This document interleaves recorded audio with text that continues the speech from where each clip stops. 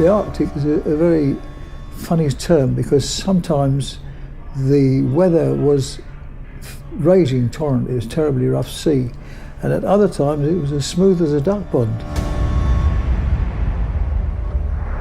We sent a lot of ammunition, guns, tanks, aircraft to Russia, and I mean Russia played a very large part and lost probably more people than the rest of the Allies combined. It was tremendous what you did, tremendous.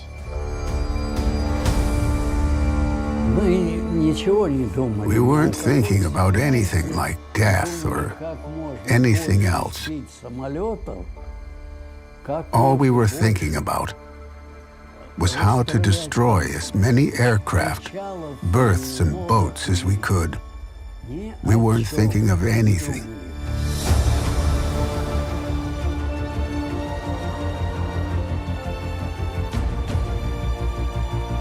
And we were all pleased to help. We were on the same side.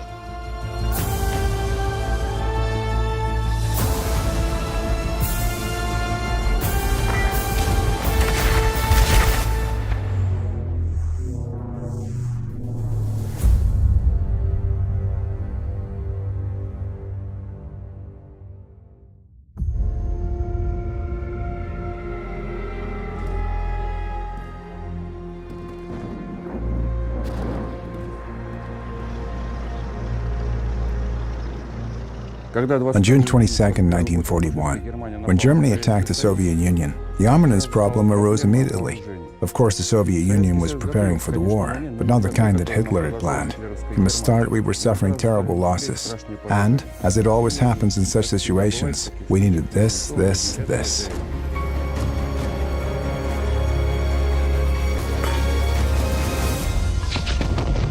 In March of 1941, the United States passed the Lend-Lease Act. It was officially entitled An Act to Promote the Defense of the United States, which rather plainly made clear the US's position on the ongoing events in Europe. The US felt that it was in its best interest to assist those countries which were fighting the Axis powers. The initial recipient of the aid was going to be the United Kingdom, although later on the Soviet Union did join the program. Cargo ships would be carrying the equipment, material, ammunition, and even food which was required to wage the war.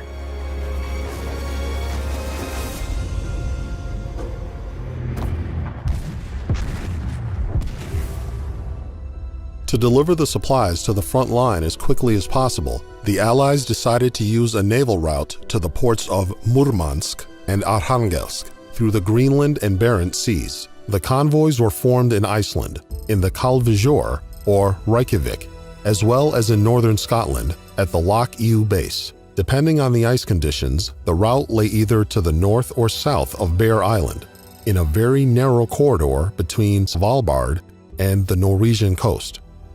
The final destination points for the convoys were the ports of Murmansk, Arkhangelsk, and Molotovsk. A cruise like this lasted for 10 to 14 days.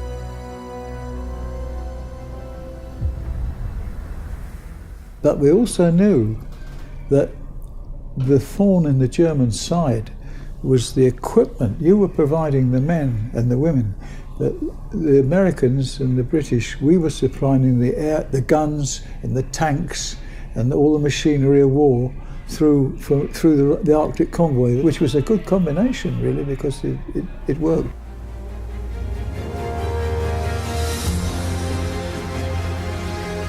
A single cargo ship was able to carry about 10,000 tons of cargo, which was equal to 260 medium tanks, or 425 trucks. This many combat vehicles could be used to equip 5 armored brigades in the Red Army. Convoys that were sent to the USSR at various times could include from 10 to 30 cargo ships. Every convoy and every ship was very important to the Soviet Union during the war. The USSR Northern Fleet could not provide adequate protection for the convoys. There were only 8 destroyers among its surface ships, so Great Britain, which had much more powerful forces, committed to protect those convoys from German attacks.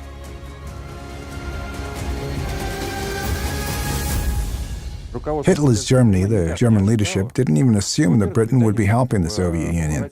They strongly believed that Churchill hated the Soviet Union, and so they didn't believe this assistance could happen. But they forgot Churchill's saying, Great Britain has no constant friends or enemies, but rather constant interests. That's why the Germans didn't prepare forces to counter these convoys. So the first convoys, figuratively speaking, those of 1941, managed to slip through mainly because the Germans were unprepared for the Allies to act like this. Those were peaceful convoys.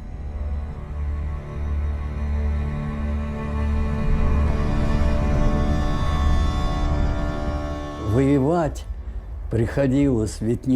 had to fight not only the Germans, but the elements as well. Because the Barents Sea is a rough one.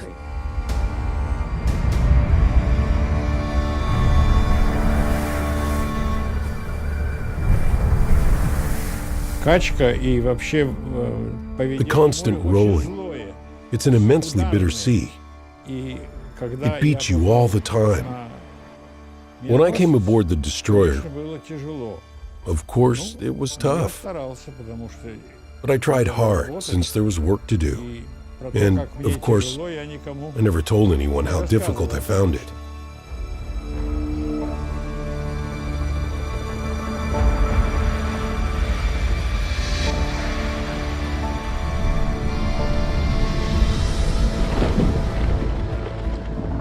These are Arctic waters. Even in summer, it's only 4 degrees Celsius. You won't hold on for more than 5 minutes. Hence, you must fight for your vessel. And they fought. Along the entire route, the convoy faced extreme risks. Storms and fog were frequent in Arctic waters. Ice was all around you. Huge lumps of ice would grow on the vessel's superstructures, and the ship could capsize if you didn't remove them in time. And don't forget about the German submarines, which could be anywhere, and enemy aviation. All this made the Arctic convoys extremely treacherous.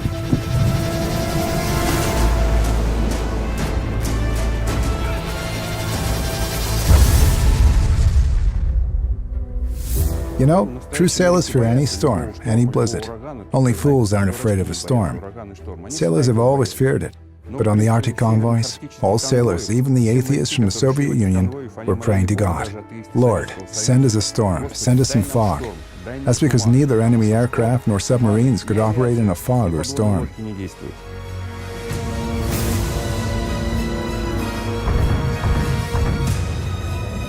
In the spring of 1942, the situation began to change, and not in favor of the Allies. Pretty much every torpedo bomber the Luftwaffe had was sent north. More and more submarines were also sent north to intercept Allied shipping.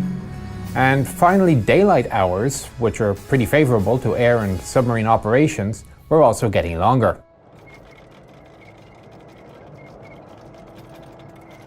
It was perpetual daylight, and we were going through the Arctic, the Arctic, where the snow line comes down, you know, and it's a very narrow strip that you've got to go through, where there's northern Norway, and then the great ice flow, and you've got to get through that. Well, the Germans knew that, and they used to their submarines used to lie in wait, sort of, so as they come through, the torpedoed the merchant ships.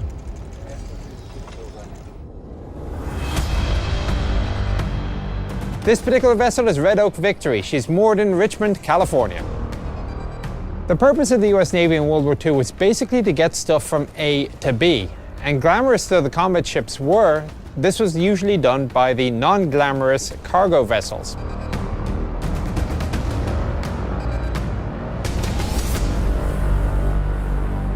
They are the testimonial to the courage of not only the naval personnel, but also the civilians of the Merchant Marine, who braved the weather and the enemy.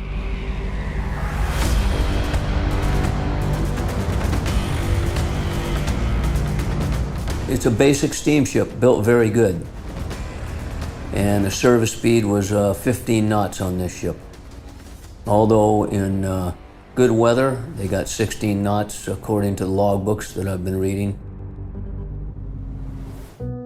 However, in harsh Arctic conditions, the heavily loaded cargo ships couldn't sail faster than 10 knots. so the convoy passed by the Germans at the speed of the slowest vessel, about 20 kilometers per hour.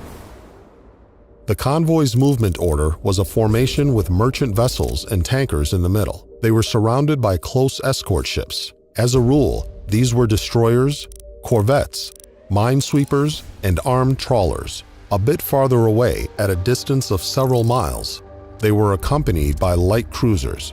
The convoy kept its distant covering forces, which consisted of heavy ships within 50 miles of its core. The escort ships were arranged in such a way that their fields of fire created a closed-loop perimeter. Sometimes, 2 or 3 submarines were sailing behind the convoy. The ratio between escort ships and merchant vessels was 1 warship per 2 to 2.5 transports. In late June, the weather in the Arctic was good.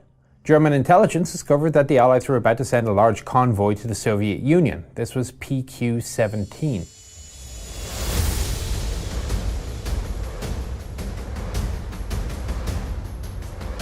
The first week went by without any incidents, and the sailors hoped it would stay that way until the destination port.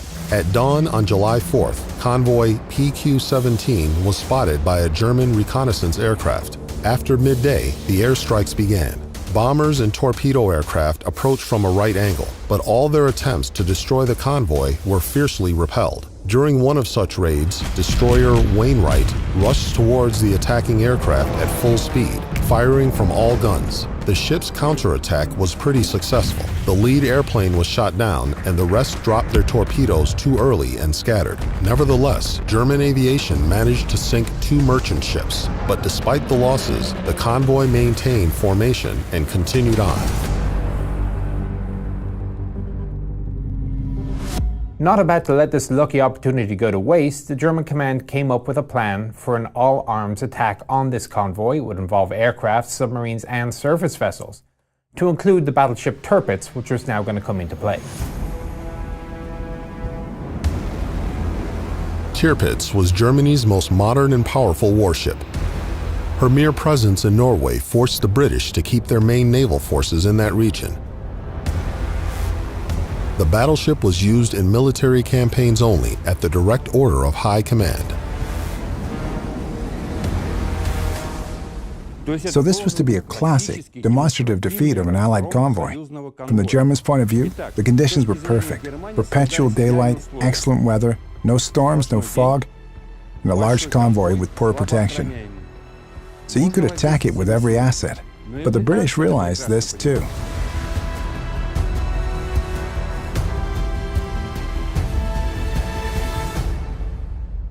The British Admiralty concluded this was a great opportunity to do away with Tirpitz and the threat that she posed. At 2111, a radiogram came from the Admiralty saying, "Cruiser force withdraw to the westward at high speed." The squadron of cruisers and destroyers, which were sailing in front, suddenly turned. The astonished crews of the merchant vessels saw them pass by and head westward.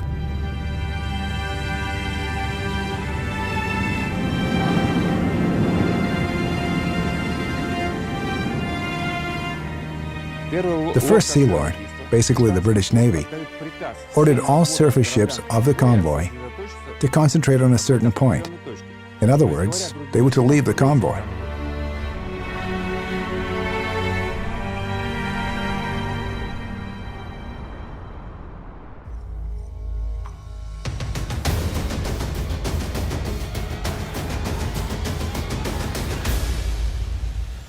Now you can imagine how the sailors in the Allied vessels began to feel once they realized that they'd been left to fend for themselves, no longer able to rely on anybody else for protection. Every tank, every gallon, every drop of oil, every aircraft mattered to us. But I think that everybody that served on the Russian convoys felt that they was doing the right thing to help the right people.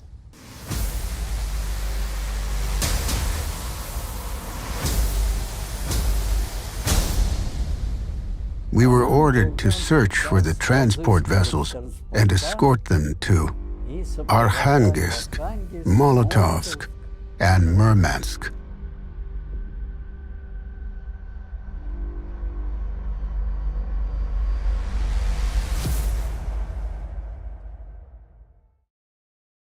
Мы не знали, что это. We didn't know it was the PQ-17. Нам стояли, мы We were stationed in Vajenga, and we received an order to sail towards Tirpitz, who had allegedly gone to sea and was sinking transport vessels one by one.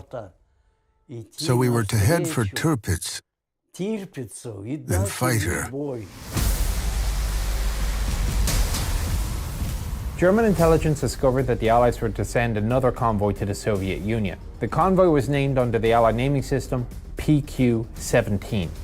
But we also knew that the thorn in the German side was the equipment. So this was to be a classic, demonstrative defeat of an Allied convoy. The First Sea Lord ordered all surface ships of the convoy to concentrate on a certain point. In other words, they were to leave the convoy.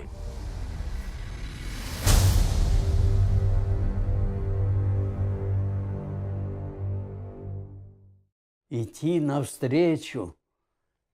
head for Tirpitz and fight her. And every half hour, the commander was reporting, Tirpitz is that many miles away. And then, one wonderful day, he reported this. And then suddenly we were informed that Tirpitz had changed course and was heading back home. For the German battleship, further participation in the mission made no sense.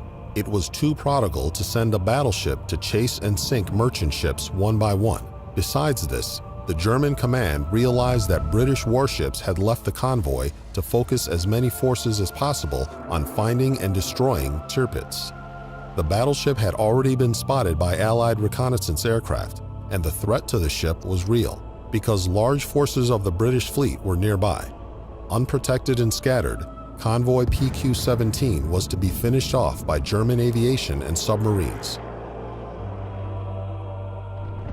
Now you can imagine how the sailors in the Allied vessels began to feel once they realized that they'd been left to fend for themselves, no longer able to rely on anybody else for protection. Worse, these were mainly slow, unarmed steamers with predominantly civilian crews. Now, certainly the sailors realized when they signed on that it was not going to be a picnic, but neither were they expecting the hell that was to follow.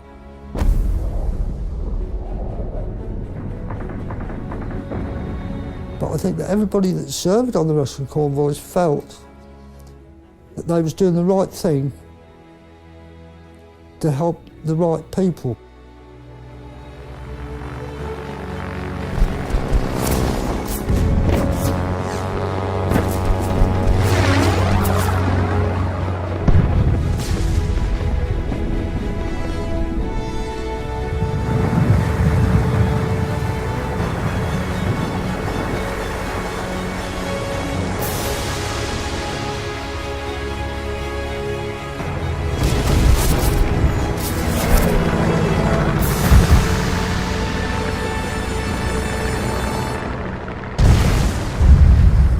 The destruction of PQ-17 began on the 5th of July 1942. The Germans were methodically searching the sea for the scattered ships and sinking them one by one.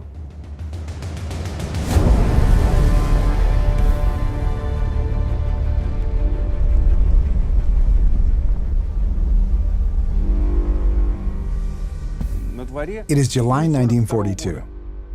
The Soviet troops are suffering disastrous defeats. Heavy losses near Kharkov. The Germans are capturing the Crimea. Sevastopol is about to fall. Every tank, every gallon, every drop of oil, every aircraft mattered to us. And when they gave this order to scatter the convoy, for us, I don't know what to call this. It's something that makes your heart ache, a tragedy for all Soviet people. Because of this lost convoy, thousands and thousands of Soviet people lost their lives. Together with the convoy's vessels, 430 tanks sank to the bottom of the Barents Sea. To put this into perspective, in July 1942, the Soviet army had about 400 tanks on the entire Stalingrad front. 210 aircraft lost together with PQ-17 accounted for 1/3 of the Red Army's air force that operated in July 1942 near Stalingrad. The Soviet Army didn't receive 3,350 cars, almost 1,000 more than the Stalingrad front had at its disposal. We were ordered to search for the transport vessels and escort them to Arkhangelsk, Molotovsk, and Murmansk. From July 9th through July 11th, 5 merchantmen and several escort ships from PQ-17 arrived in Arkhangelsk. Nobody wanted to believe that only 1/7 of the vessels survived. Everyone still had hope. Those who went on search missions hoped to find the survivors. The people floating in boats and on rafts, frozen and exhausted, hoped they would be found. And they were found, almost all of them. Over the following 2 weeks, another 6 vessels arrived at Arkhangelsk, both towed and on their own power. When convoy PQ-17 left port, it included 35 merchant ships. Only 11 of them reached Soviet shores. We saved a lot of people, about 40 people, who were left at sea during the voyage of convoy PQ-17.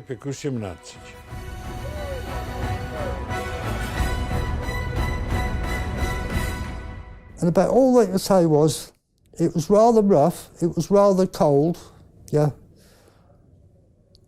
And we survived, yeah. But they never said much about it, yeah.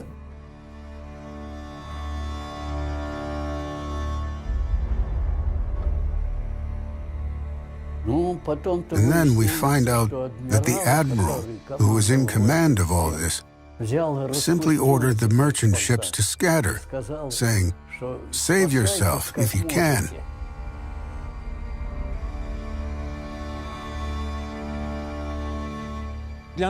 For us, it's hard to understand the behavior of the British, and we'll never understand it from a human point of view. But from their experience of fighting convoys, the British did everything quite logically. From the 17th century, the tactic was the following. If an enemy fleet shows up, you must focus on destroying it. As soon as the enemy fleet has been destroyed or forced to retreat, the ships will sail without any hindrances and with minimal losses. That's the logic behind convoy duty. This was precisely the thinking behind the British actions around PQ-17. A primary threat had put to sea, was vulnerable, and the British were going to gather their forces to destroy it. The tragic events of convoy PQ-17 demonstrated to the Allies that the enemy was smart, strong, and ruthless. Fighting them was difficult, so they should continue the war until the very end. Though the Admiralty's actions were subject to sharp criticism from Moscow, both Great Britain and the Soviet Union realized that they needed to join forces to defeat the enemy, and a lack of trust would only make the Allies weaker. In early September of '42, convoy PQ-18 set off. And this time before sending it, the Allies did some pretty thorough planning. They changed the convoy route, they changed port of departure, they upgraded the escort, they provided an aircraft carrier, HMS Avenger. Nevertheless, the convoy was still subjected to fierce attacks and lost 12 merchantmen. And worse, the White Sea Throat, the most dangerous part of the voyage, was still ahead.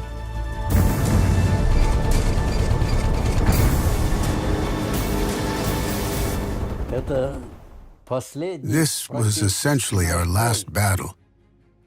The battle near Cape Kanyon-Nos. The Nazis sent torpedo bombers there.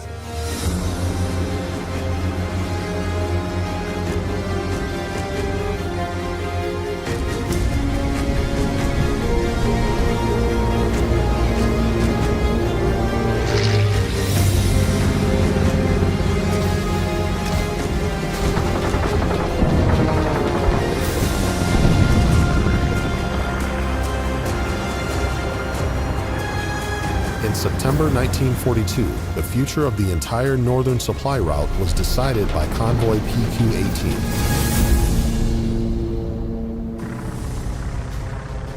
Convoys from Britain to the Soviet Union were labeled PQ. The return convoys had a reverse index, QP.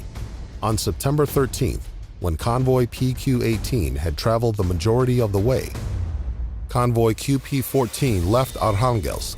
It included some of the surviving vessels from PQ-17. Now, they had been kept there for some time, pending information to find out what the future held in store, but finally had the opportunity to return home. Ordinarily, the return trip was much safer. The Germans preferred to concentrate their attacks on heavily loaded merchantmen going the other way, delivering supplies to the Soviet Union. However, on this occasion, the Germans decided that they were going to attack anything that they found. For the convoys coming from Russia to England, they never bothered with the merchant ships. They went for all cruisers. They were, from their point of view, they were doing the right thing, sort of thing, you know.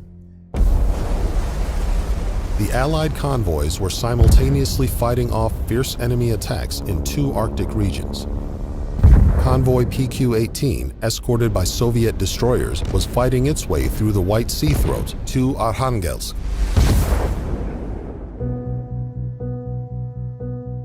Our commander, Anton Iosifovich Gurin, fired the main battery.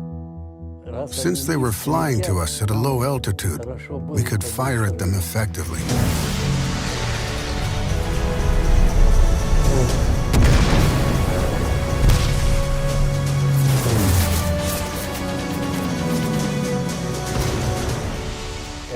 The aircraft was swept away, 130 millimeters.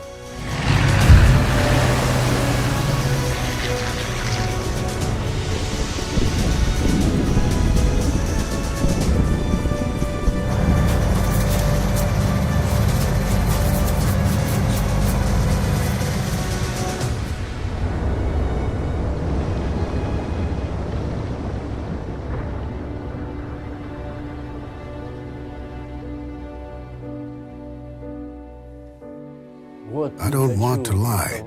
We shot down 2 or 3 aircraft in this battle.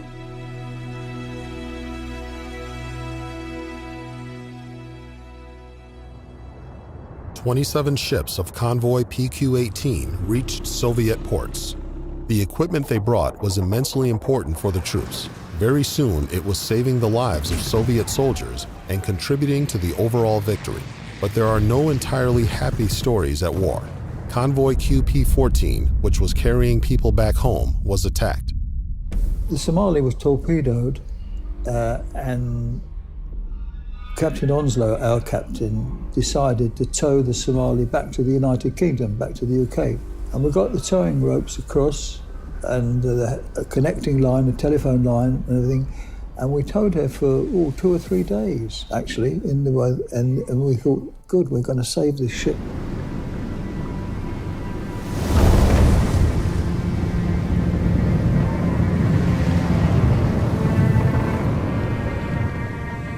And then we hit a ferocious storm, and it was like so bad I couldn't describe it. It was one of the worst storms I'd ever experienced, with mountainous waves, 60 feet high, and the big rolling waves, and it was blowing a blizzard 60 mile an hour gale, and it was snowing. The visibility was absolutely horrendous. You couldn't describe it.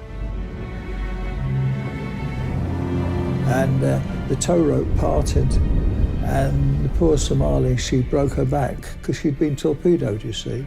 And she broke her back, and in our searchlights we could see the bows sticking up and the stern like a V sticking out of the sea.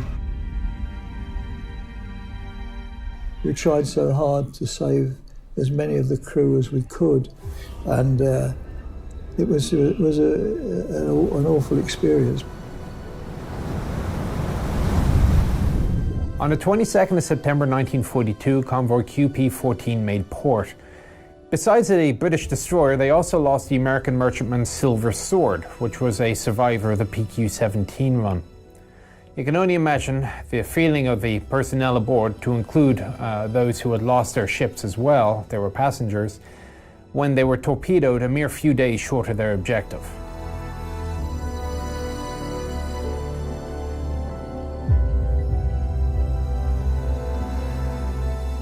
The outstanding valor and bravery of the sailors aboard PQ-18 and QP-14, as well as their success in delivering the cargo, showed that the northern route was still necessary and, if correctly planned, very feasible.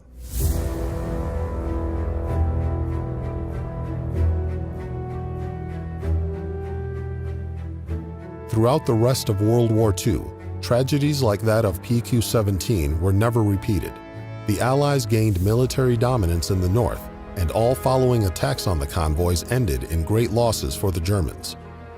Allied vessels reached Soviet ports safe and sound. I went along to a couple of the sessions they had, giving the Ashkov Medal to the Arctic Convoy veterans, and they felt so proud. Yeah.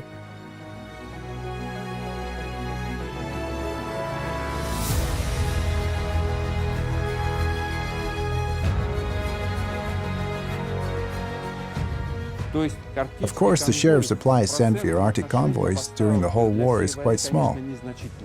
But their role was considerable, because they were carried out in the right place and on time. This has been a key strategic idea since Napoleon times.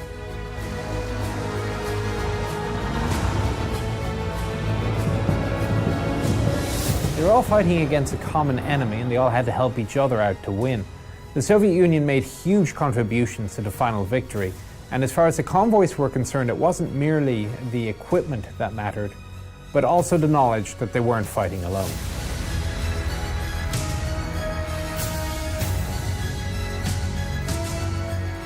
If we hadn't have done it,